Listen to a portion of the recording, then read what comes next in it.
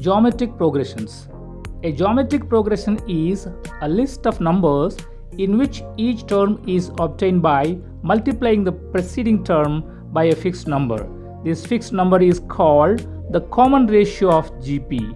It is denoted by R. Suppose A is the first term and R is the common ratio of GP, then according to the rule, we have to multiply each term by common ratio to get the preceding term. Therefore, second term is equal to A into R, that is equal to AR.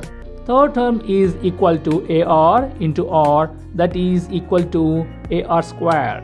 Hence, the general form of a GP is A, AR, AR square, AR cube, so on, and AR to the power of n minus 1.